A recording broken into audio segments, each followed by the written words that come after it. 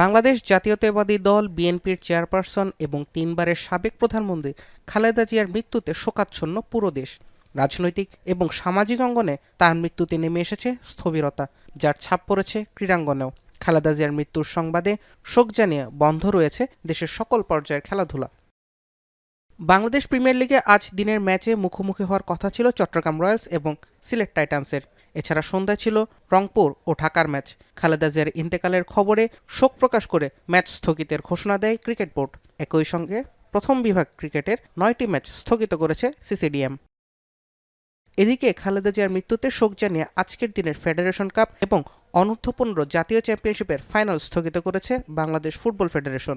নারী লীগের ম্যাচও বন্ধ ঘোষণা করা হয়েছে। স্থগিত করা হয়েছে জাতীয় কাবাডির নারী ও পুরুষ বিভাগের সেমিফাইনাল ম্যাচও। খালেদা জিয়ার মৃত্যুতে শোক জানিয়ে ম্যাচ স্থগিতের কথা জানায় কাবাডি ফেডারেশন। শোক প্রকাশ করেছে টেনিস ও অ্যাথলেটিক্স ফেডারেশন।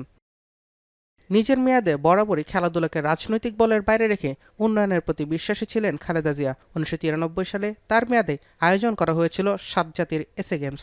২০০৪ সালে বাংলাদেশে অনুষ্ঠিত হয় অনূর্ধ্ব-১৯ বিশ্বকাপ। খালেদা জিয়ার মৃত্যুতে তাই রাজনীতির বাইরে ক্রীড়াঙ্গনেও নেমে এসেছে শোকের আবহ। জুবায়ের আহমেদ, এখন।